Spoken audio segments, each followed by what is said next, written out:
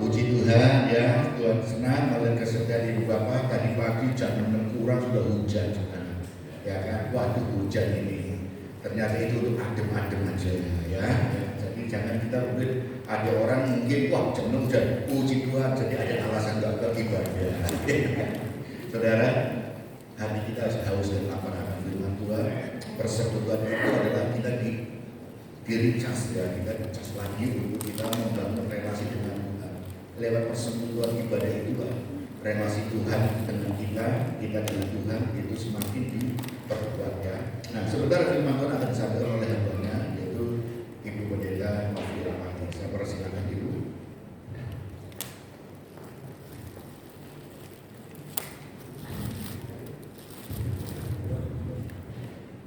Terima kasih Pak Gembala. Shalom. Wah, semangat sukacita semua seger habis kena hujan. Haleluya. Tuhan Yesus baik. Amin. Oke, mari kita renungkan satu kebenaran firman Tuhan. Hari ini tema firman Tuhan kita adalah beautiful future. Hari ini, zaman ini ada banyak orang sumpah dalam hidup ini. Amin. Betul. Kenapa? Karena keadaan, karena kenyataan, karena situasi. Kita ini sumpah, kita ini stres.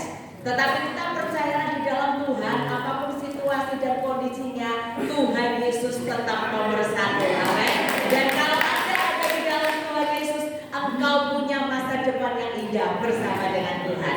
Oke, buka Amsal 23. Amsal 23 ayatnya yang ke-17 sampai 18. Amsal 23 ayatnya yang ke-17 sampai 18. Dua ayat, saudara, karena ibadah di sini tidak terlalu banyak, saya senang. Turun nggak apa-apa toh? Nggak mempengaruhi rapat kan? Nah, biar kameramennya rada bingung toh, ngikuti saya jadi nggak bisa. Ya udah nggak apa-apa. Biasanya saya kalau korban di gereja 4 sesi gitu ya saudara, kepot-kepotan korbannya. Dulu kepot-kepotan, kenapa? Dijamin. Soalnya mau nyambung. Jadi saya tuh naik khotbah kayak so santai. Tapi kalau di sini saya santai. Amin. Saya mau jalan-jalan lihat saudara. Ini karena dua ayat, ayo kita baca bersama-sama. Dan saya ingin di bagian akhir dari ayat ini, Bapak Ibu Saudara, yuk kita menghafal. Gak usah apa-apa. Tenang, aman, Pak. Aman. Ini rumah sendiri, Pak. Sudah bolo dewi. Nah, ya, dibaca 17-18. Nanti ayat yang 18 dihafal. Ini ayat emas saudara, ayat favorit. Jadi kalau sampai saudara nggak bisa hafal, keterlaluan. Amin. Jangan anaknya diomeli, ayo belajar baca firman. Mamanya ngapalin satu ayat aja nggak hafal-hafal. Haleluya. Oke, baca bersama-sama 2, 3. Janganlah hatimu iri kepada orang-orang yang berdosa, tetapi takutlah akan Tuhan senantiasa. 18. Karena masa depan sungguh ada dan harapanmu tidak akan hilang. Yang percaya firman Tuhan katakan amin. Ayat 18, ayo dibaca. Karena Saya kasih terjemahan rajin Pak, rajin baca firman. Gorong dikongkon moco wis moco. Maksud saya dibaca dalam hati dulu. Semangat ini saya senang, saya melok semangat kon bareng jam gak apa-apa ya. lanjut. Oke, saudara baca ayat yang ke-18. Saya kasih waktu 1 menit. Saya kasih waktu 1 menit karena jemaat sini pinter-pinter. 1 menit cukup buat saudara, ya kan? Tolong dihafal, dibaca, dipahami, simpen dalam hati dan diucapkan. Alkitab itu berkata yang berbahagia adalah orang yang mendengar firman, menyimpan dalam hati dan dengan setia melakukan dalam hidup kita sehari-hari. Gampang, bagaimana melakukan? Ngerti ayatnya enggak? Betul. Jadi hari ini saya kasih waktu 1 menit. Korting plus pembicaraan yang ngoceh ya toh. Mulai sekarang perhitungan dimulai 1 menit. Anda baca ayat ini, lalu renungkan dan setelah itu nanti kita akan membaca giliran. Nomor 1 kehormatan adalah grup dari Bapak Gembala and the Gang di belakang. Nanti dibaca yang benar. Setelah itu yang kedua, ini grup para singer, worship leader and the gang. Mari kita bandingkan banter mana. Oke, 1 menit, yuk baca. Belum. Ya ampun, apalin. Bisa makan 45 ini Pak. Karena mari pencurahan Roh Kudus ya toh. Baca dulu dalam hati, sabar. 1 menit. Nah, 1 menit. Lihat mas 1 menit nanti ngomong mandek ya. Soalnya nek jamming ini angel belum. Kalau 1 menit kasih kode. Dari sekarang.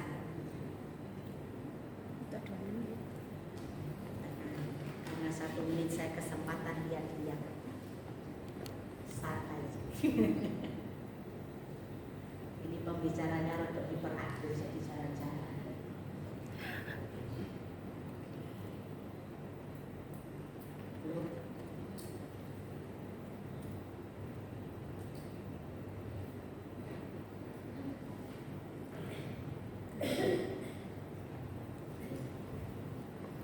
Sudah 1 menit ini.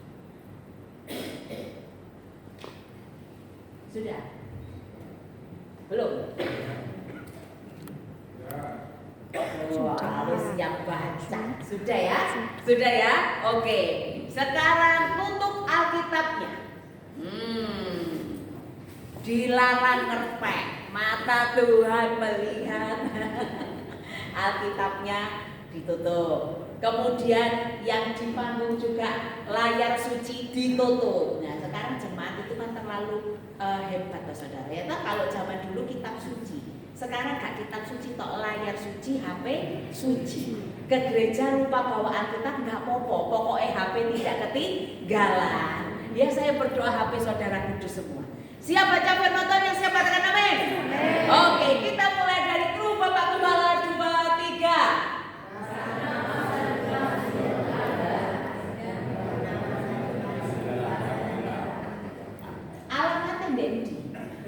Loh, kesasar nanti. Dimulai diulang dari Amsal 2, 3.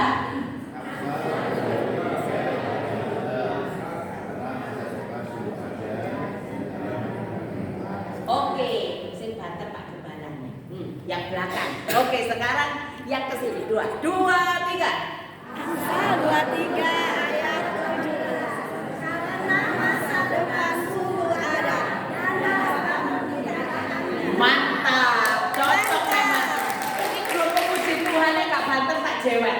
Sekarang dibaca sama-sama 2, 3 Amsal 23 ayat 18. Karena masa depan suku ada dan harapanmu tidak akan hilang. Saya katakan amin. Kasih tahu kanan kiri diceblek rodo Banter. Masa depanmu tidak hilang, harapanmu tetap ada. Amin. Oke, sekarang fokus lihat saya. Saudara, ayat ini adalah merupakan ayat favorit, tuh ya, merupakan ayat emas. Biasanya kalau ulang tahun, kalau tahun baru, dan jangan lupa kalau Anda ketemu orang stres, ayat ini efektif. Kenapa? Orang yang stres putus asa, kalau dikasih ayat ini biasanya rodok bangun. Oh ya, ada harapan, ada masa depan. Kenapa orang itu stres? Kenapa orang itu putus asa? Gampang jawabannya. Sudah merasa tidak punya masa depan, sudah kehilangan harapan. Saya pernah ngerasa loh saudara, kalau orang itu sudah gak punya harapan, itu betul loh. Orang itu bisa bertahan 3 hari Anda gak minum gak apa-apa, 40 hari Anda gak makan gak apa-apa, gak bakal mati. Tapi kalau orang itu sudah kehilangan harapan, gak suwe inani lagi. Iya. Kenapa? Merasa kosong, merasa hampa, merasa sia-sia. Dan ayat ini datang kepada kita, memberikan sebuah pencerahan, memberikan sebuah semangat, memberikan sebuah motivasi bahwa apapun yang terjadi di dalam hidupmu hari ini, tidak peduli kondisinya, tidak peduli situasinya, tidak peduli keadaannya, selama Anda dan saya ada di dalam Yesus, engkau punya pengharapan, engkau punya masa depan. Amin. Ini janji Tuhan, ini bukan janji manusia.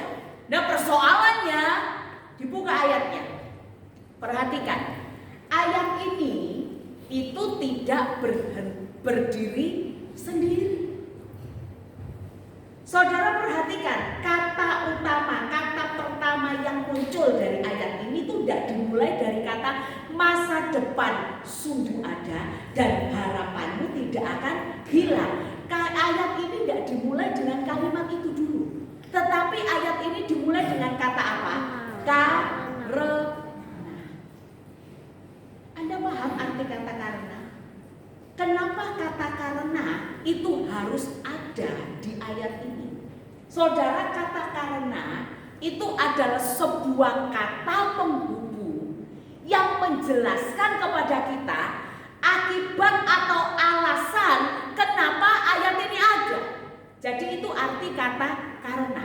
Kata karena itu kata penghubung yang menjelaskan alasan kenapa kalimat ini ada.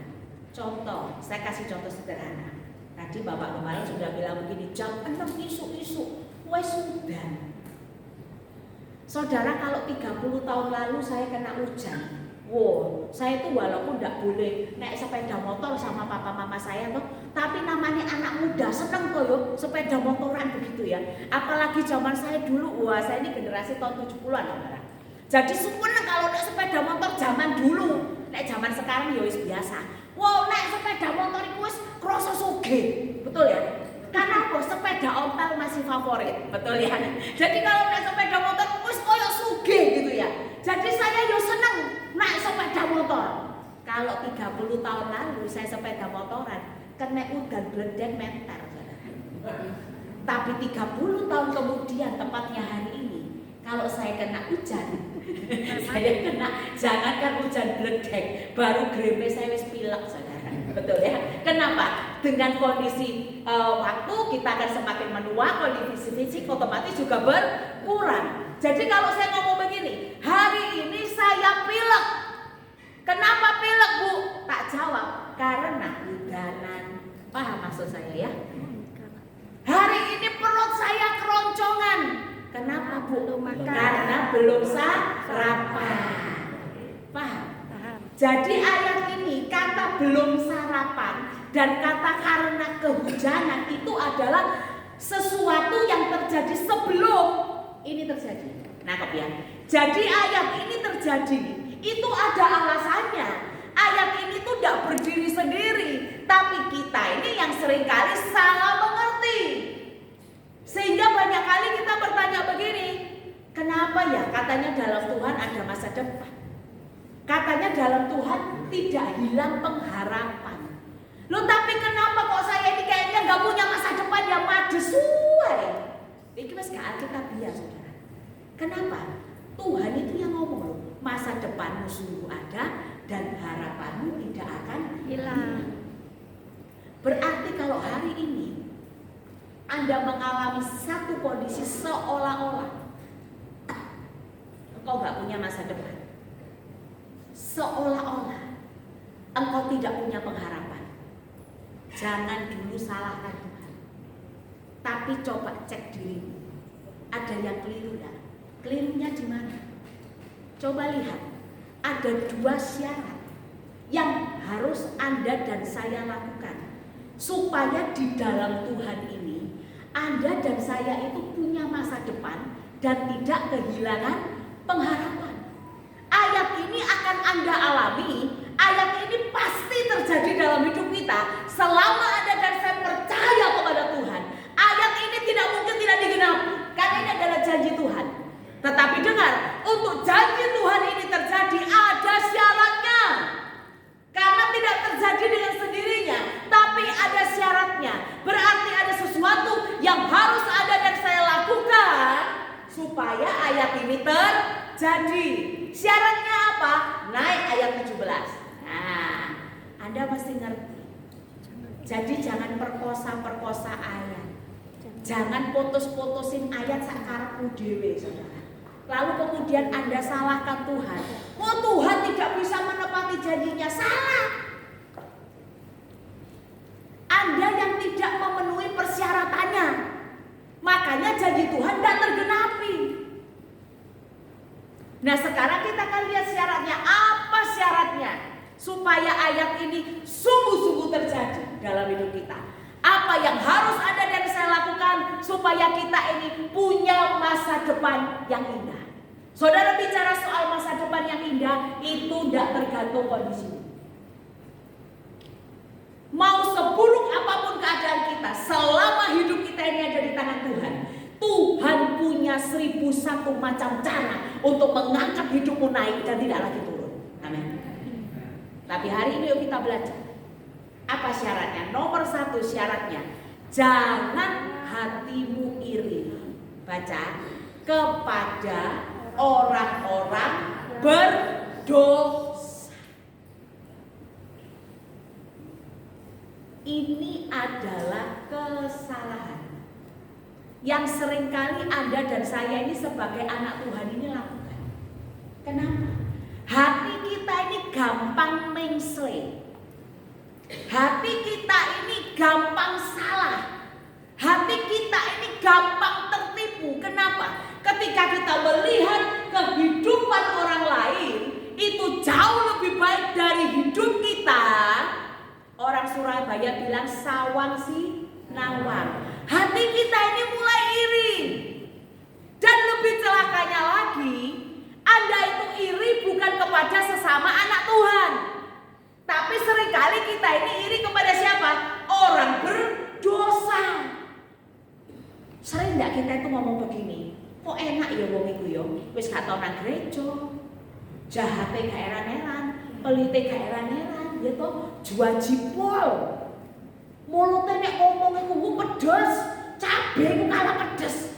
Tapi kok sogene awet ya? Kok rasanya nggak pernah susah? Kok rasanya seneng terus? Lah aku tambah melok Tuhan, tambah sorong, akeh cobaan, akeh ujian. Stop. Kalau engkau melakukan itu, engkau sedang melakukan sebuah kesalahan di hadapan Tuhan. Kenapa? Dengar apa kata Alkitab tentang orang yang berdosa. Saudara, orang yang berdosa itu Alkitab berkata itu ditaruh di tepi jurang. Ngerti kalau di tepi jurang? Saya itu kalau liburan, saya tuh senang ke pantai, ya loh. Saya tuh pokoknya senang tempat yang dingin-dingin. Nah, pantai itu mesinnya ya panas ya. Tapi saya tuh senang, kenapa? Karena kalau naik gunung aku gak kuat munggah. Ya toh, badanku terlalu mengembang gitu loh saudara. Jadi kalau mau naik gunung hiking, aku sing gelundung saudara. Jadi supaya saya bisa tetap menikmati keindahan alam, aku senengannya nonton pantai. Dan Anda tahu jalan ke pantai berkelok-kelok, bertepi-tepi kadang-kadang lewat tinggi, harus koloni curam. Seperti itu kan? Kalau Anda mau ke pantai, coba Anda pergi ke Malang gitu, gak usah jauh-jauh lah. Gak usah ke Amerika, California kan buat bis. Malang yang ngeliat dulu, coba Anda mau ke ngeliat. Itu pantai yang bagus kan? Pantai yang keren kan? Indah sekali. Tapi untuk menuju ke sana, jalannya tuh ini saudara, ngelewati jurang. Jadi kalau nyetir, kalau dulu saya sering nyetir sendiri. Kalau sekarang anak saya bantu nyetir. Saya nyetir sendiri, ya rodok girap-girap saudara. Kenapa? Kanan kirinya jurang. Kalau sampai selip sedikit, almarhumlah kita. Betul? Alkitab itu ngomong, orang jahat itu, orang fasik itu, ketok itu enak, subur, makmur. Tapi Tuhan bilang apa? Ditaruh di pinggir jurang. Sedikit saja dia jatuh, tergelincir, tidak kelihatan. Pertanyaan saya sederhana, kalau kamu lihat orang di pinggir jurang sudah mau mati, lalu apa mau iri? Tapi kita ini seringkali salah. Kita itu bukan berbahagia ketika kita itu diproses dan dibentuk sama Tuhan. Artinya apa? Tuhan itu mau jadikan kita sesuatu yang berharga. Tuhan itu mau jadikan kita sesuatu yang berarti. Tapi kita ini malah sibuk ngurusi hidupnya orang lain, sibuk kepoin hidupnya orang lain, dan akhirnya apa? Dibanding-bandingkan. Salah Bu Dewi. Siapa yang nyuruh? Saudara, saya tuh tahu ada orang di Surabaya ini yang terkenal, tapi juga kejahatannya terkenal. Koyoke hebat. Saya beberapa kali diundang ke sebuah acara dan bertepatan dengan adanya orang ini. Oh kalau datang tuh pengawalnya toko dhisik saudara, wis koyo wong yes, memang yes. Saya tuh kadang dalam hati begini, wong iki yo kok cek kebal dosa ya, kok menter ya, polisi aja kalah cek saudara. Kalau saya sebutin namanya saudara pasti kenal. Tapi satu kali Roh Kudus tuh ngomong begini, itulah tanda Tuhan tuh baik. Aku bingung saudara, tandanya Tuhan baik, baik piye? Lah wong dhek berdosa kok orepe enak. Kita yang sungguh-sungguh melok Yesus pekol sale bae, sangkal diri ae, loro kabeh. Betul ya Bu ya? Kan enak toh kalau engkau digarai wong, digarai balik. Betul toh ya? Yang paling susah itu kan kalau engkau Tuhan Yesus ngomong ditampar pipi kanan, kekno pipi kiri itu lah paling sengsara toh. Betul toh? Ketika ada dicek orang, mari ngono lagune mengampuni, mengampuni, mengampuni ini enak, bayar sing dicek itu kudu mate, betul toh ya? Terus mari gitu dijawab sama Pak Gembala, pekul salib, sangkal diri. Sakit saudara. Tapi sing kono ngejak uang tambah soge. Jadi orang jahat tambah soge. Jadi lintah darat tambah soge. Kok enak? Satu kali Roh Kudus ajari saya. Roh Kudus ngomong begini. Manusia itu diciptakan kan terdiri dari 3 ya. Tubuh, jiwa, dan suatu ketika yang namanya tubuh akan binasa. Yang namanya jiwa, jiwa itu tempatnya pikiran, perasaan, dan kehendak. Kalau engkau sudah mati, kira-kira kehendakmu mati enggak? Mati. Pikiranmu mati enggak? Mati. Perasaanmu mati enggak? Mati. Engkau bisa baper kan karena engkau masih hidup, betul? Jadi hari ini bapak-bapak percayalah kalau istrimu sik baperan berarti dia masih hidup. Nek dia wis iso baper, dia iso cemburu, ya toh dia iso ngamuk berarti dia sudah almarhum. Selama dia masih baper, itu tanda dia masih hidup. Tapi kalau kita sudah meninggal, gak iso baper. Gak ono wong metek baper itu gak ono saudara. Saya jadi pendeta 28 tahun ngobrol orang berkali-kali, saya gak pernah lihat orang mati tersinggung, gak pernah. Gak pernah. Oh petine menceng, terus ngamuk, gak ono, kaget aku saudara. Gak ono. Oh masang ikune parfume kecipratan mukaku. Nek kita itu kan kadang-kadang kecipratan banyak tersinggung, tersungging ya toh. Orang mati bobo ciprat-ciprat yo gak nangis gitu. Kenapa? Sudah mati. Tapi satu yang gak bisa mati, namanya roh. Makanya saya kalau melayani kematian, saya pasti berkata begini. Debu kembali kepada tempat, tanah kembali kepada tanah, roh balik ke pencipta. Tuhan berkata begini, kalau aku biarkan orang berdosa itu happy-happy di dunia selama dia hidup. Dengar, hidup di dunia berapa lama? Alkitab itu bilang 78 tahun kalau kuat. Kalau kuat denger no. Makanya sekarang yang mati 30, 40, 50 akeh toh. Jadi yang 70, 80 yo hati-hati yo karena kalau kuat. Dan Alkitab bilang apa? Sisanya penderitaan. Saya aja umur 40 lebih 4 sudah kena hujan, pilek saudara, menderita. Saya dulu bapak kena hujan bledek, menter. Sekarang keple. Kenapa? Prosot. Gak bayang no nek wis 70 tahun, 80 tahun. Mungkin jalan saja saya perlu mujizat. Pokok bane sik iso koyo ngene apa gak karo saudara iso bayang no. Nek aku panjang umur, kita panjang umur ya Pak Gembala ya. Kita ketemu 70 80 tahun ya. Oke. Kita bisa ngomong kayak Kaleb, umurmu tambah tua tapi tenagamu pancet seperti dulu. Itu doaku saudara. Tapi masalahnya kita ngomong sisanya penderitaan encok. Rematik itu akan terjadi saudara, itu penderitaan yang 70-80 tahun ini di dunia ini akan berakhir. Makanya betapa bodoh kalau Anda itu sibuk dan bingung cuman karena yang 70-80 tahun. Sementara setelah 70-80 tahun ini saatnya engkau masuk kepada kehidupan yang kekal. Dan di situ kau akan dihakimi. Masuk surga atau masuk neraka. Dan orang yang 70 tahun, 80 tahun hidupnya bahagia di dunia dengan melakukan kejahatan. Dengar ya, ketika engkau masuk ke dalam kekekalan, Alkitab berkata, ada ratap tangis, ada air mata, ada kesakitan yang tidak pernah berakhir. Dan Tuhan ngomong, tak biarno di dunia kayak gini. Setelah itu masuk kekekalan, selesai. Mau pilih mana? Masih mau iri dengan orang berdosa? Sedangkan kita, mungkin kita menderita di sini, mungkin kita ada banyak air mata, mungkin kita ada banyak kesusahan di dalam setiap bidang hidup kita masing-masing. Tapi Alkitab berkata satu kali kelak Tuhan panggil kita pulang, tidak ada lagi air mata, tidak ada lagi sakit penyakit, tidak ada lagi kesusahan.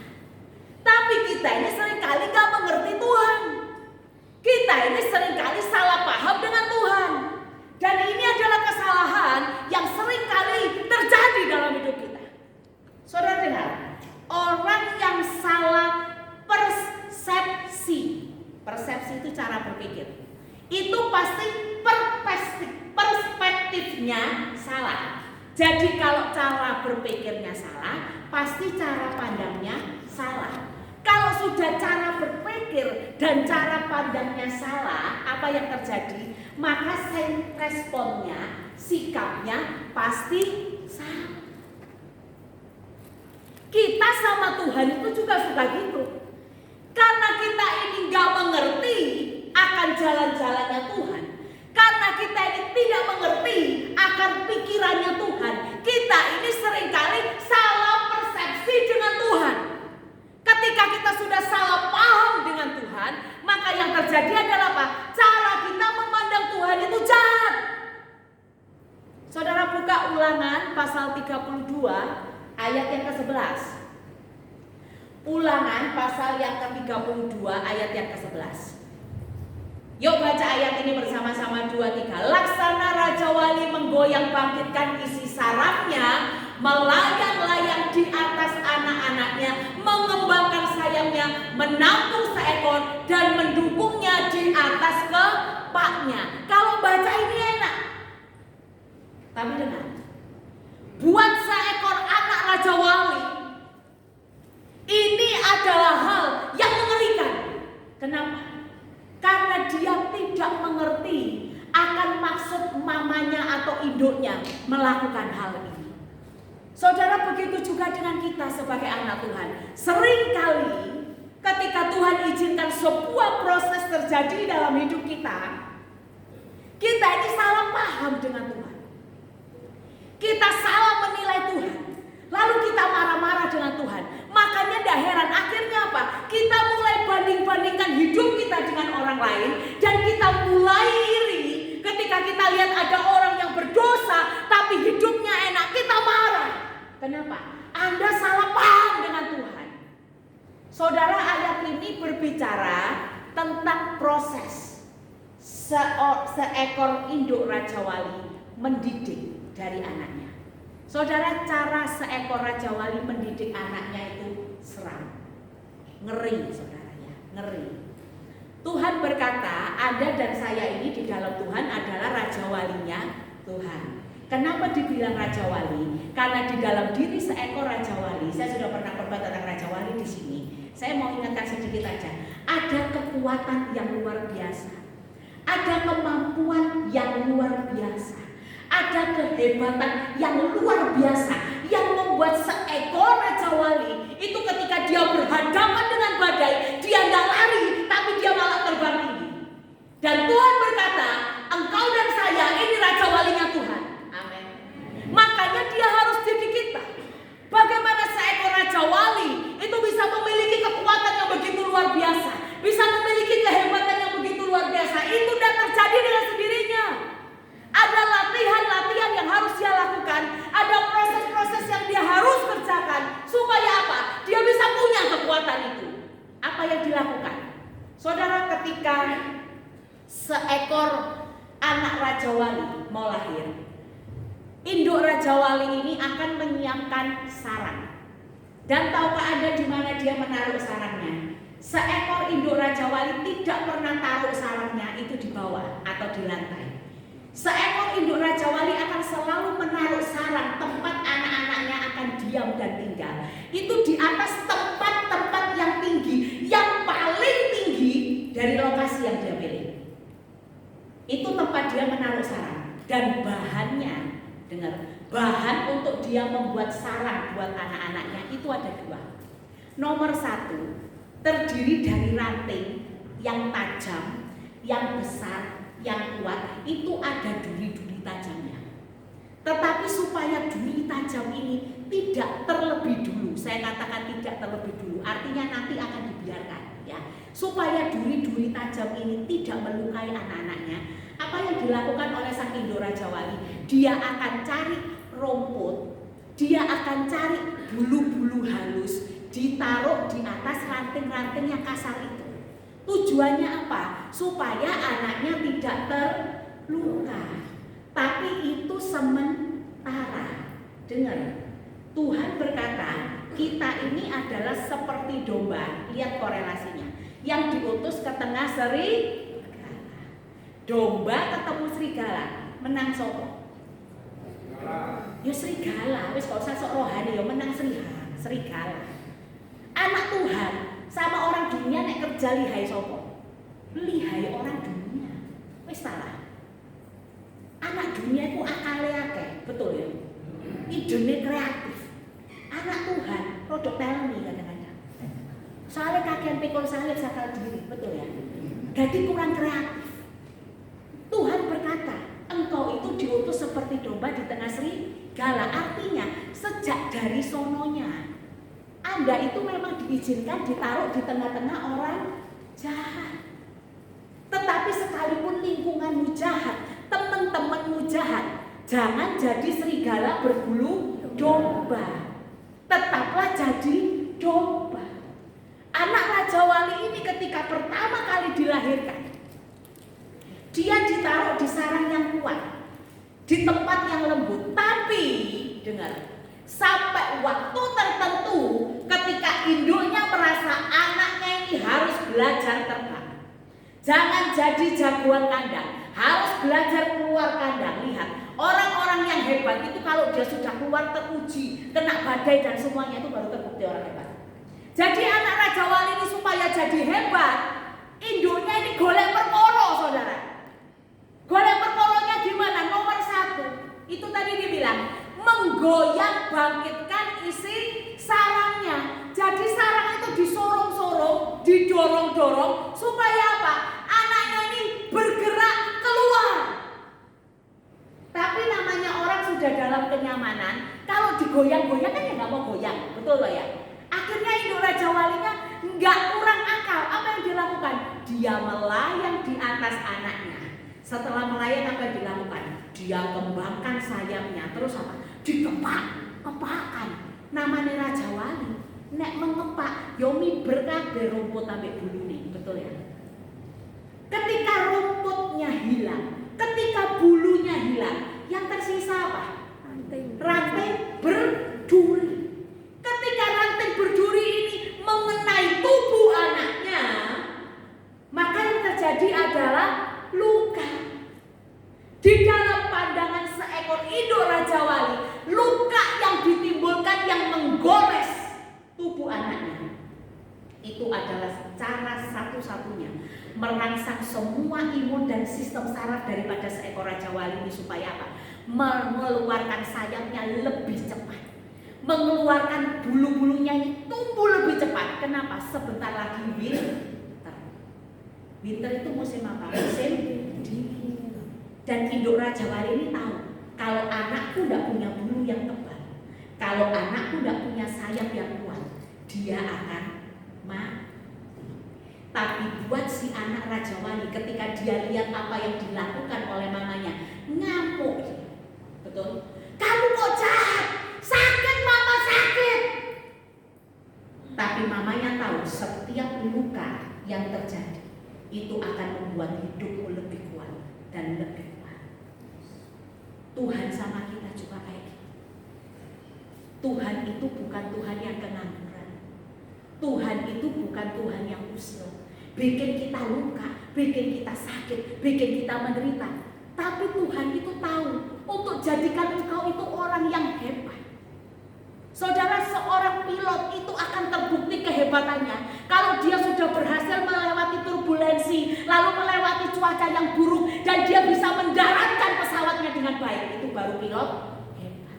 Kalau pilot cuma menghadapi cuaca yang cerah, langit yang cerah, kabeh yo iso. Wes gak usah ngomong pilot, kadon sopir. Kalau Anda nyetir mobil, kapan Anda dikatakan Anda jadi sopir yang hebat? Kalau cuma melewati jalannya Surabaya, ya kan? Terus kemudian lancar, jalannya aspalan, lurus, yo kabeh yo iso, saudara. Apalagi sekarang musimnya mobil matic. Makanya hati-hati dengan kenyamanan. Kenyamanan tuh bikin orang goblok, betul ya? Hari ini Anda yang nyetir mobil, cuma bisa nyetir mobil matic. Coba katakan Anda nyetir mobil manual, bisa nyetir orang. Padahal supir hebat yang betul-betul hebat itu bisa menguasai matic dan manual. Harus bisa melewati medan yang berkelok-kelok dan mobilmu gak kecelakaan. Itu jamin. Di mata Tuhan, setiap luka, setiap penderitaan itu seperti Indo Raja Wali ini akan mendatangkan kebaikan. Membuat Anda jadi lebih hebat, membuat kau jadi lebih kuat, membuat kau jadi orang perkasa. Sudah nonton film Karate Kid? Saya tuh suka nonton film silat. Orang tuh nek kepingin jadi pesilat yang hebat, yang ciamik. Wah, latihannya setengah mati, bak-bok, orang tidur dia bak-bok, badannya luka kabeh. Baru bisa lihai jadi Jackie Chan. Kalau Anda kerjanya nek mangan turu ya gak jadi Jackie Chan sebenarnya. Jadi Jackie Memble. Untuk jadi yang hebat harus lewati proses. Kemudian apalagi yang dikerjakan oleh Indo Raja Wali setelah kesakitan, Indo Raja Walinya cengkram anaknya, diangkat tinggi, itu tadi katanya menggoyang bangkitkan anaknya itu dilepaskan. Tadi saya bilang ditaruh di tempat yang tinggi. Bisa ngerti nggak dari tempat yang tinggi diuncal, loh, saudara? Anaknya keweden, aduh ya apa? Tapi Alkitab bilang apa? Dia turun, dia kepakan sayapnya, dia ada waktunya. Tuhan itu izinkan Anda seperti terjun bebas, ngalami kondisi yang gak punya pengharapan, ngalami kondisi yang kayaknya suka. Semua manusia yang hidup di muka bumi ini tahu yang namanya penderitaan. Tapi janji Tuhan dalam kita, seperti seekor Indo Raja Wali, Dia tidak akan biarkan anaknya jatuh tergeletak. Alkitab berkata orang benar bisa jatuh tapi tidak sampai tergeletak. Kenapa? Memang sengaja dijatuhkan. Tetapi sebelum Anda glosor, Tuhan sudah kembangkan saya. Dan cara yang ketiga dia didik anaknya, tahu makanannya Raja Wali. Saudara, Raja Wali itu tidak makan cacing. Raja Wali itu tidak makan ulet. Raja Wali makan apa? Ulat. Sejak masih kecil, seekor anak Raja Wali dikasih makan sama mamanya itu apa? Ular yang setengah hidup. Nek setengah hidup berarti masih hidup atau sudah mati? Masih hidup. Hidup. Berarti bisa mematuk apa enggak? Bisa. Bisa ngelawan enggak? Bisa. Dari sejak kecil, seekor anak Raja Wali dikasih makan ular supaya apa? Belajar Saudara, begitu juga yang Tuhan kerjakan dalam hidup kita. Ketika Sadrak, Mesak, dan Abednego dia berhadapan dengan perapian yang menyala-nyala. Saya percaya doa orang normal. Tidak mungkin dia berdoa begini, babah nawis kobong-kobong aku gak apa-apa mate-mate. Kalau Anda mau dibakar, masa ngono saudara? Pasti doanya begini, Tuhan, kalau boleh lepaskan aku. Betul ya? Tapi Tuhan gak lepas nolong, malah dicemplung loh dengan perapian yang dipanaskan 7 kali lipat. Kenapa? Tuhan boleh perkara. Oke? Ketika Daniel berhadapan dengan lubang singa, masa yo Daniel berkata begini, biarlah hari ini aku jadi steak yang indah buat para singa. Makan aku singa-singa. Ya itu Daniel senting, saudara. Saya percaya Daniel kalau ke depan dengan lubang singa, ya toh, pasti berdoanya begini, Tuhan, lepaskan aku dari lubang singa. Selamatkan aku supaya aku gak dimakan singa-singa nih. Tapi Tuhan golek perkara. Gak dilepas no, malah dicemplungno. Alkitab itu bilang, itu singa sengaja dibuat lapar. Nek singa lapar, GPL, delok daging steak teko lep mate. Betul? Tapi Tuhan kadang perlu masukkan Anda dan saya di dapur api. Tuhan kadang izinkan Anda dan saya masuk di lubang singa. Tujuannya cuma satu. Tuhan mau bikin mujizat. Saudara kita ini kadang kala berdoa, Tuhan lepaskan aku dari pencobaan. Siapa yang punya utang di sini? Gak usah katakan wis Tuhan. Tahu kok rasanya dikejar-kejar utang kayak enak. Pernah kan mungkin Anda berdoa, Tuhan jauhkan aku dari debt collector.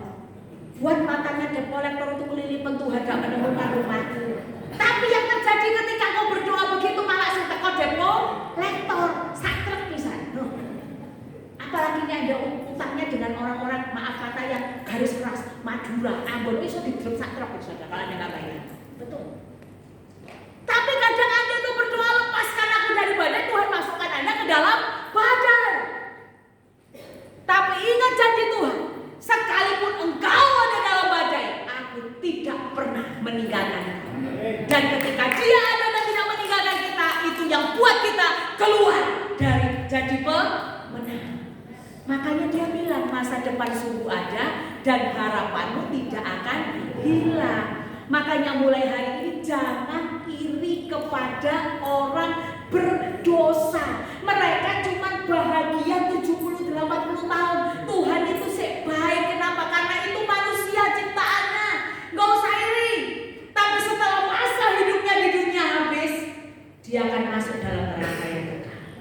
Tapi engkau yang hari ini seolah-olah menangis dan meratap. Saudara, taat akan firman itu gak gampang. Memang pikul salib, mungkin mesakal diri, memang benar saudara. Pak Gembala ini bukan berarti gak bisa balas saudara kalau Anda itu jadi jemaat yang becek, ya toh? Tapi kalau Pak Gembala bisa sabar dengan saudara, ya saya di korban ini kalau misal sport saya coba delir, itu cuma contoh. Karena apa? Saya tahu rasanya jadi gembala. Kadang terzolimi, kadang tersakiti, bener ya Pak Gembala.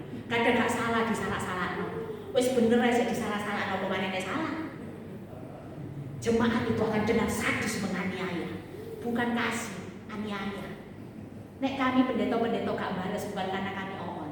Kenapa? Karena kami mau lakukan firman Tuhan. Sangkal diri pikul salib. Kalau di sini ada ibu-ibu yang punya suami jahat, bukan berarti Anda gak bisa lebih jahat. Jangan Anda ngomong gini, oh pani iso selingkuh, ala wis gendut botak. Aku sih ayu seksi, lebih payu. Iku istri gendeng saudara. Kalau mau balas seperti itu, rumah tanggamu gak bahagia. Tapi ketika engkau lakukan, jangan berkata Tuhan, dia selingkuh, gendane akeh. Dia sudah menebar benih di mana-mana. Kok pancet kayak mau berkati? Wes kalau urusannya Tuhan, betul? Bagianmu mengampuni. Kadang Tuhan itu cari perkara. Kau dikasih model suami yang model kayak genderuwo kayak mana sih? Kadang kau cari perkara. Dibiarkan. Tapi bagianmu tidak usah iri sama orang berdosa. Lepaskan pengampunan. Engkau yang sedang dibentuk, engkau yang sedang dididik. Karena apa? Tuhan mau kasih engkau masa depan yang berharap. Yang kedua datang lagi. Coba lihat kalimat selanjutnya. Balik di Amsal 23 ayat 17. Amsal 23 ayat 17. Yang kedua berkata begini, tetapi setelah hatimu tidak boleh iri sama orang yang berdosa. Ayat berikutnya ngomong apa? Tetapi takutlah akan Tuhan senantiasa. Takut Tuhan itu tidak bersyarat, betul? Takut Tuhan itu tidak bicara tentang kondisi. Takut Tuhan bicara soal keputusan. Orang yang mau punya masa depan yang cerah, orang yang mau punya pengharapan yang tidak habis, syarat nomor 2 harus takut Tuhan.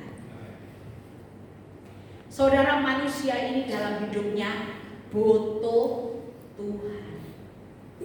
Kita jangan terlalu sombong berkata, aku tidak butuh Tuhan. Kalau Anda cuma pengen kaya, memang nggak butuh Tuhan. Gunung Kawi, pantai selatan itu bisa menjadi jalur cepat untuk Anda menuju ke kekayaan. Nggak butuh Yesus untuk soge kesuwen. Nah Anda cuma ikut Tuhan kepingin soge, salah alamat. Gereja bukan tempat pesugihan, tetapi gereja adalah tempat orang dimurnikan menjadi serupa Kristus. Gereja adalah tempat orang dunia dijadikan warga negara surga. Itu gereja. Jangan cari pesugihan di gereja. Kalau Anda cuma kepingin jadi orang populer, nggak perlu gereja. Tapi kalau mau cari selamat dunia dan akhirat, Anda perlu Tuhan. Saya tadi berkata bahwa manusia itu tubuh, jiwa, dan roh. Suatu ketika semua kita ini akan mati. Dan yang namanya mati itu tidak memandang usia. Tidak usah nunggu 70-80 tahun. Adik saya mati umur 19 tahun. Papa saya meninggal dunia umur 60. Mama saya yang paling panjang umur 79. Suami saya meninggal umur 45 tahun. Saya ini wis rondo yatim piatu, saudara. Tapi karena ada Tuhan, aku seiso mati. Suatu ketika tubuh jasmanimu ini dan semua yang kau punya akan kau tinggalkan. Persoalannya setelah engkau menghadap Tuhan, engkau tidak bisa bawa gelar empakmu, engkau tidak bisa bawa jabatanmu, engkau tidak bisa bawa kekayaanmu untuk nyogok Tuhan. Walaupun Anda konglomerat di dunia ini, kalau engkau tidak berkenan di hadapan Tuhan, engkau akan jadi konglomerat di surga. Kenapa? Karena tidak ada tempat bagimu ketika kau berhadapan dengan Tuhan. Persoalannya, bagaimana manusia bisa masuk surga? Urusan kehidupan kita bukan cuma di dunia ini, tapi urusan kehidupan kita sampai ke kekekalan. Saudara, manusia butuh yang namanya juru selamat untuk masuk surga. Manusia tidak butuh kebaikan untuk masuk surga. Manusia tidak butuh kekayaan untuk masuk surga. Manusia tidak butuh jabatan, Tuhan tidak butuh. Tapi Tuhan lihat ketika engkau menghadap tahta pengadilan Tuhan. Sebelum Tuhan lihat perbuatanmu, dengar ya. Sebelum Tuhan lihat perbuatanmu, Tuhan akan lihat kamu punya juru selamat. Kenapa? Karena manusia ini sejak Adam dan Hawa yang pertama jatuh dalam dosa, Alkitab berkata, di dalam diri kita ini ada benih dosa yang tidak bisa dihilangkan oleh apapun. Itu sebabnya tolong cerna omongan saya ini. Orang berdosa yang berhenti berdosa, cuman berhenti, tapi tidak punya juru selamat, tidak akan pernah masuk surga. Perampok bertobat dari ngerampok, berhenti merampok, masuk surga enggak? Kalau kamu cuma berhenti merampok toh, enggak punya Yesus, enggak masuk surga. Tidak ada agama di dunia ini yang mengajarkan orang jahat, betul? Tapi kenapa tidak semua agama bisa masuk surga? Karena jalan keselamatan cuma ada di dalam Yesus. Kenapa Anda perlu Yesus? Dosa dan kesalahan. Kata kesalahan, buka Matius pasal 6 ayat yang ke-12. Matius pasal 6 ayat 12. Ini doa Bapa kami. Dan ampunilah kami akan kesalahan kami. Coba lihat di dalam terjemahan King James ayat ini, Matius 6:12. Apa kata kesalahan? Pakai kata apa? And forgive us our debt. Ngerti debts? Utang. Kata kesalahan, semua kesalahan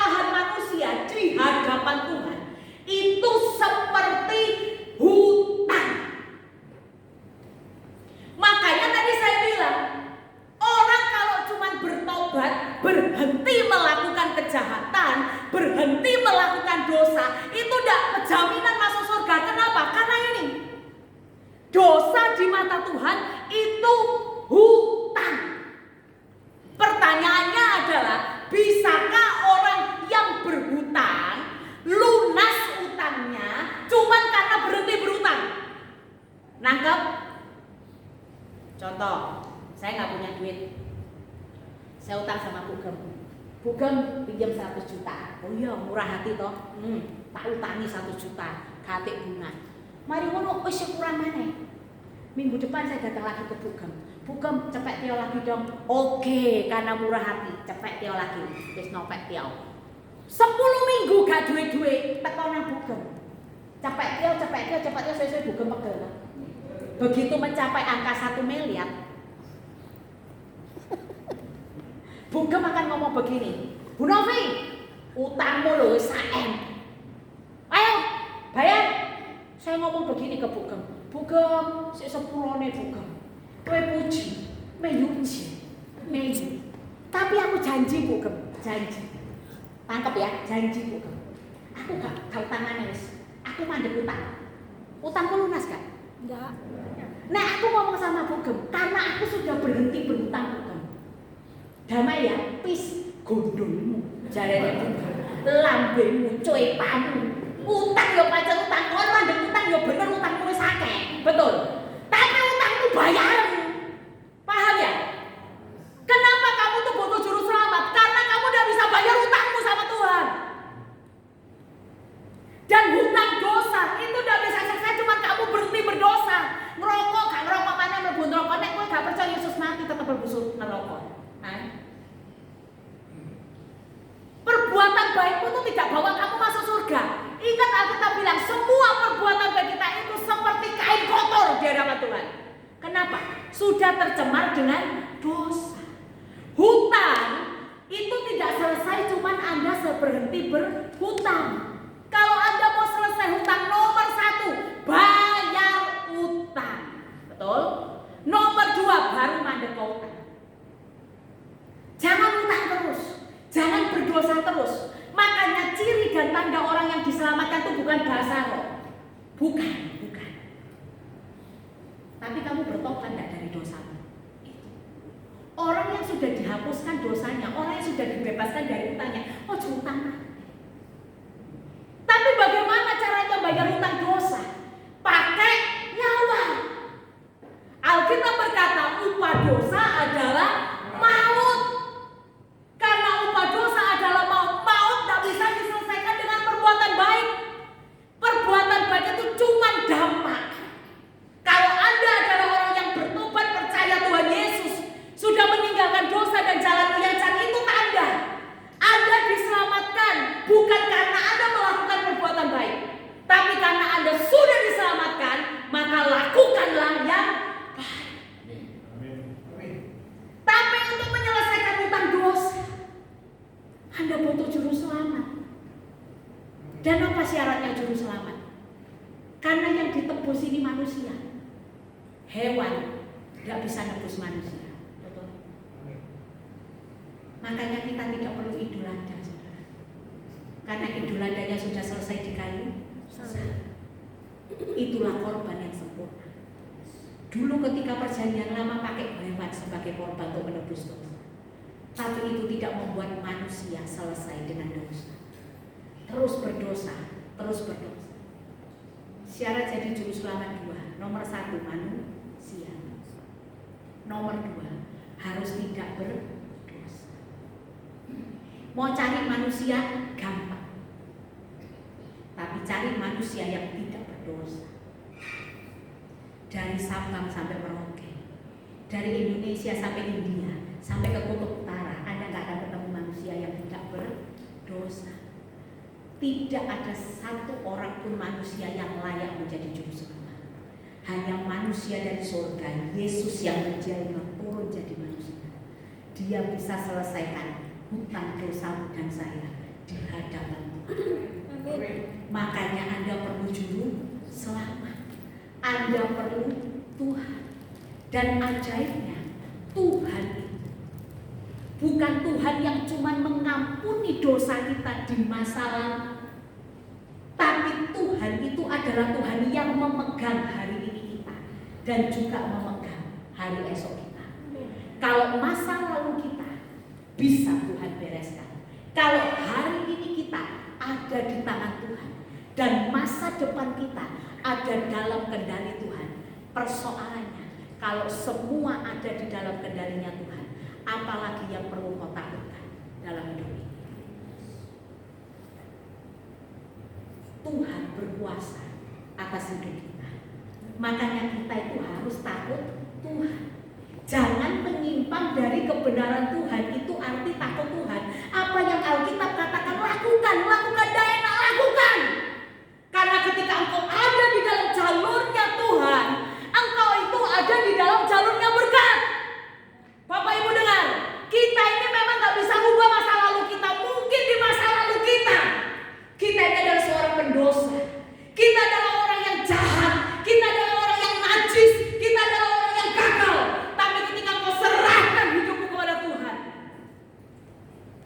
hidupmu dirubah oleh Tuhan. Hidupmu dirubah oleh Tuhan. Darah Yesus itu basuh semua hidupmu, dan kau punya masa depan bersama dengan Tuhan. Saya akan tutup khotbah saya dengan satu ilustrasi. Ini sebuah kisah nyata. Silakan pemusik bisa naik ke atas. Saudara, tahukah Anda atau pernahkah Anda mendengar tentang seseorang yang bernama Joe Gira? Bisa ditampilkan fotonya? Joe Gira. Nah, ini dia orangnya. Saudara, siapa dia? Orang ini terkenal dengan sebutan the great salesman in the world. Kenapa dia dikatakan the great salesman in the world? Karena orang ini adalah marketing yang terhebat yang pernah ada di dunia mulai era tahun 60-an sampai tahun 70-an. Saudara, tercatat di dalam sejarah, Joe Gira ini adalah orang yang berhasil mencetak track record penjualan itu sebanyak 13.001 unit mobil dalam kurun waktu 15 tahun. Mulai tahun 63 sampai tahun 78, orang ini berhasil menjual 13.001 unit mobil. Dia adalah sales dari mobil Chevrolet. Saudara, mobil Chevrolet itu mobil Eropa, ya. Dan mobil Chevrolet itu bukan mobil yang sejuta umat. Anda ngerti mobil sejuta umat? Saya nggak di endorse di sini, jadi saya nggak boleh nyebutin. Coba, mobil sejuta umat banyak yang beli, banyak yang punya. Tapi Chevrolet ini mobil mahal, mobil yang susah dijual. Tapi Joe Gira, dia adalah orang yang takut Tuhan. Di tempat yang tidak mungkin, di ladang yang sepertinya mustahil, di dalam pekerjaan yang kayaknya nggak prospek, karena orang ini punya Tuhan di dalam hidupnya. Dia berhasil mencetak rekor yang luar biasa. Kalau saya hitung, saudara, dalam 15 tahun bisa jual mobil 13.001 mobil. Itu berarti 1 tahun dia bisa jual tuh mencapai 1.000 unit. Kalau Anda di sini adalah sales, saya mau tanya siapa sales? Sales baju, sales sepatu, sales sandal, sembarang lah, sales apa? Dalam 1 tahun Anda bisa jual hampir 1.000 ciami. Ciami, kalau saya jadi bosnya tak kasih bonus. Kenapa? Ini sales menguntungkan. Kalau saya hitung dalam 1 hari, dia 1 hari bisa jual 2 mobil. Saudara, jual mobil itu duduk dodol kacang, ya toh? Nah, dodol kacang ya sak dino 1 kilo, 2 kilo, 10 kilo ya mungkin bisa terjadi. Kalau jual mobil 1 hari bisa jual 2, ini luar biasa. Dan ini yang terjadi dengan Joe Gira. Mainkan lagu tadi bersama melihat Tuhan. Dengar. Anda tahu siapa Joe Gira? Tadi saya sudah berkata, kita itu nggak bisa ubah masa lalu, betul? Tapi kita bisa ubah hari ini dan masa depan kita bersama Tuhan. Selama Yesus ada dalam hidupmu, masa depan dan hari ini Tuhan sambut. Saudara Joe Gira ini lahir dari keluarga yang sangat miskin. Saking miskinnya, dengar, di usia 16 tahun, kira-kira kelas SMA kelas 2, dia harus putus sekolah. Kenapa? Karena papa mamanya gak bisa bayar sekolahnya lagi. Di usia yang masih sangat muda, Jo Giran harus bekerja dan membantu ekonomi keluarga. Saudara, apa yang terjadi? Namanya anak masih muda, saudara, baru 16 tahun kerja, gak punya pengalaman, banyak bikin salah.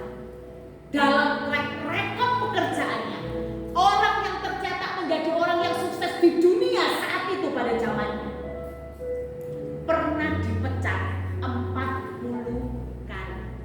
Saya percaya di sini tidak ada yang nasibnya seapes juga, betul? Pernah dipecat kerja 40 kali. Ada? Kalau ada, tolong angkat tangan, mungkin Anda akan menjadi sejarah yang terbaru. Jo Giran ini 40 kali dipecat. Saya nggak tahu dia dipecat 40 kali itu kenapa. Mungkin karena goblok, bodoh, ya nggak tahu lah. Pokoknya dia 40 kali dipecat loh. Orang yang betul-betul tidak punya masa depan, tidak punya pengharapan. Orang dengan track record 40 kali dipecat, 1 kali saja dipecat, Anda tuh susah cari kerja, betul? Karena setiap pekerjaan selalu minta referensi. Kalau pernah kedapatan aja Anda 1 kali dipecat, itu sudah tidak punya masa depan dan bakal susah kerja. Saya tanya di sama Pak Gembala yang boleh, Pak Gem, kalau hari ini ada seorang full timer yang melamar untuk menjadi full timer di gereja ini, terus dia punya track record Pak Gem, 40 kali dipecat dari gereja, mau diterima nggak Pak? Kayak saya jawab, saking bodohnya tuh, nanti jawab enggak, oh ya jahat, nggak memberikan kesempatan, Tuhan aja memberikan kesempatan.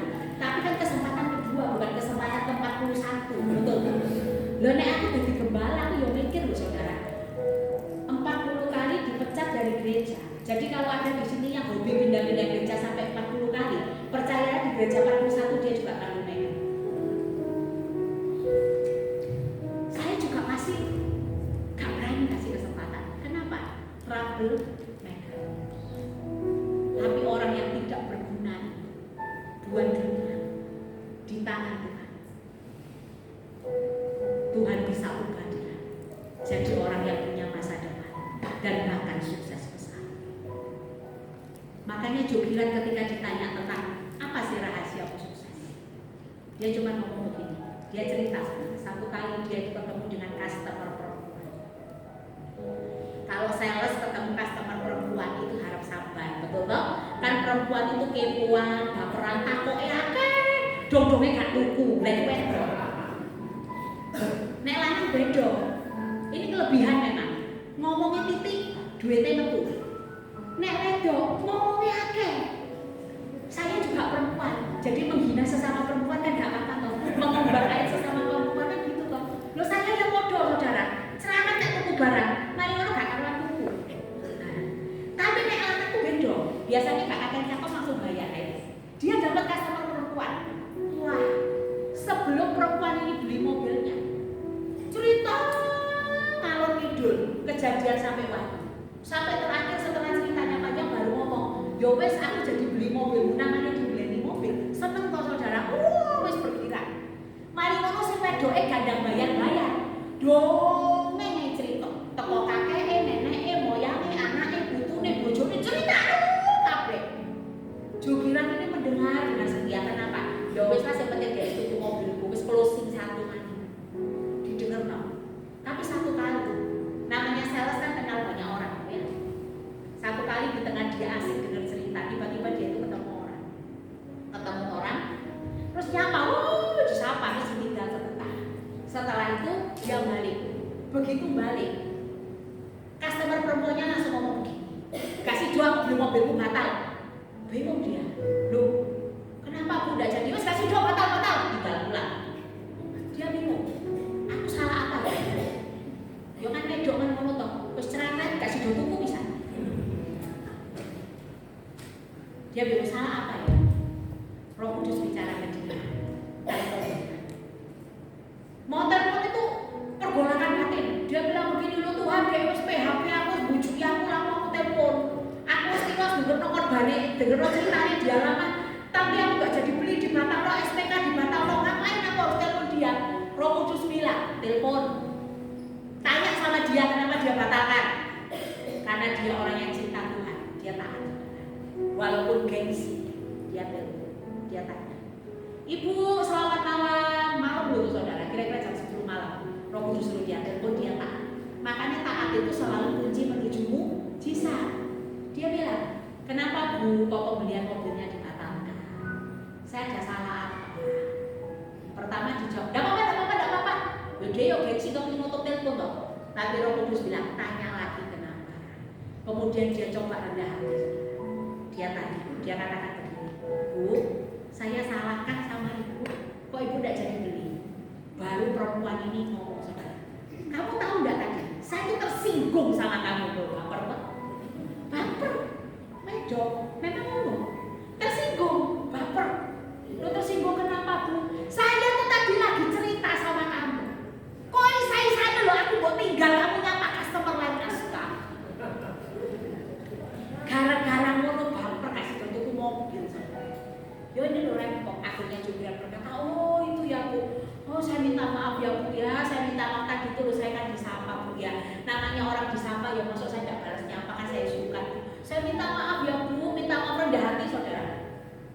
Dan aja orang yang tadinya berkata, gara-gara dengan kerendahan hati, nurut sama Tuhan, dia berkata, wes tak bayar. Tidak lama kemudian dia transfer ke dia dan transaksi berhasil. Lewat peristiwa ini Jogiran berkata begini, dia kasih satu rahasia keberhasilannya. Sebelum kamu promosikan produk, promosikan dulu diri. Betul saudara. Saya itu kadang beli ditawari barang.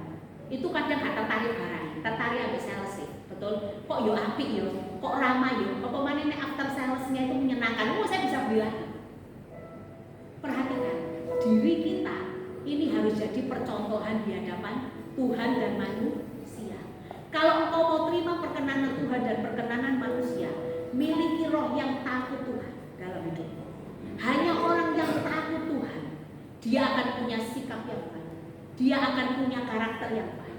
Bahkan di tengah-tengah keadaan yang tidak baik, kita bisa tetap baik karena ada Tuhan di dalam kita. Kalau engkau takut akan Tuhan, saya cuma mau berkata, apapun kondisi hidupmu hari ini, engkau punya Tuhan yang sanggup kasih kau masa depan yang penuh harapan. Harapan tidak akan hilang, masa depan tumbuh ada karena ada Yesus di dalam hidupmu. Mari tutup Alkitab, kita ambil bersama.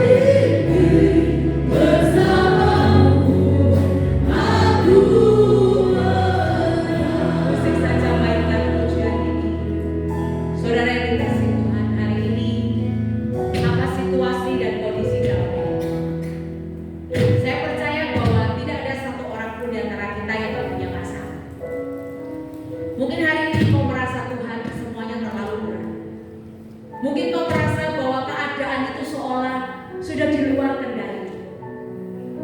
Bahkan mungkin kau merasa, saya merasa ada beberapa orang di tempat ini, Tuhan berkata, engkau seolah ditinggalkan sendiri. Tidak ada orang yang peduli denganmu. Tidak ada orang yang mau mengerti akan keadaan. Engkau dihakimi, engkau dihujat, engkau disalah mengerti. Seolah-olah hari-hari itu begitu gelap, begitu gelap. Engkau gak bisa lagi lihat akan masa depan. Bahkan engkau berada di dalam kondisi dan situasi di mana seolah-olah gak tahu lagi mau ngapain, gak tahu lagi mau apa. Bangun pagi, bingung mau ngapain. Bukan berarti ada orang yang malas, bukan berarti ada orang yang gak mau kerja. Kau mau kerja, tapi gak ada kesempatan, tapi gak ada peluang. Engkau bingung menghadapi hari-hari itu. Hari ini firman Tuhan kata, jangan iri dengan orang jahat. Gak perlu banding-bandingkan hidup dengan orang jahat. Tuhan tahu cara proses kita, dan Tuhan tahu caranya membentuk kita. Kalau hari ini sepertinya kau dilukai, seperti anak Raja Wanita. Kalau hari ini sepertinya kau dibiarkan terjun bebas sama Tuhan, rugi, bangkrut, terpuruk, sepertinya Tuhan diam. Tapi dengar, seperti induk Raja Wali yang tidak akan pernah biarkan anaknya jatuh tergeletak, demikian Tuhan akan topang hidup. Hari ini belajar memiliki hati yang takut akan Tuhan. Jangan kompromi dengan dosa. Yesus sudah bayar lunas utang dosa. Itu sebabnya Dia akan tuntun hidup, bawa engkau kepada masa depan yang penuh harapan. Kalau neraka saja sudah dijauhkan dari hidup, kalau kematian kekal sudah dihapuskan dari hidup, apalagi cuma berkat pertolongan dan mujizat, Dia sanggup kerjakan kau saudara. Mari yang percaya angkat tanganmu di hadapan Tuhan, sama-sama katakan,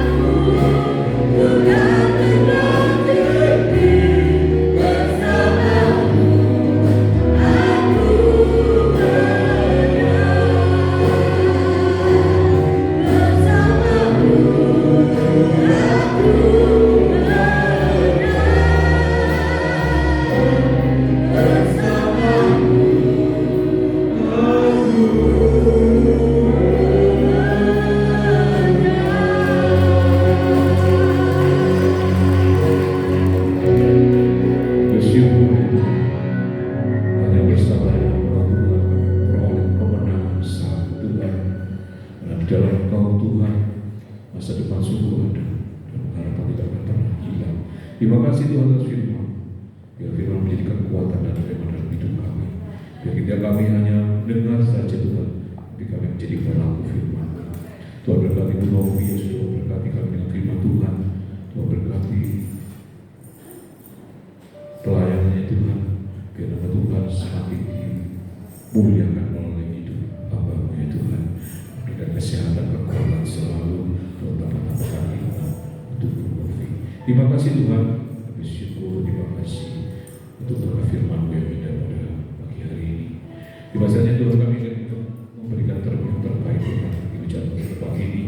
Tuhan berkati Tuhan, dan persembahan yang kami jalankan dapat digunakan untuk kemuliaan besar nama dan untuk pemerintahan kerajaan.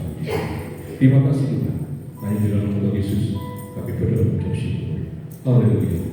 Amin. Di masa ini kita memberikan bersama ucapan Tuhan.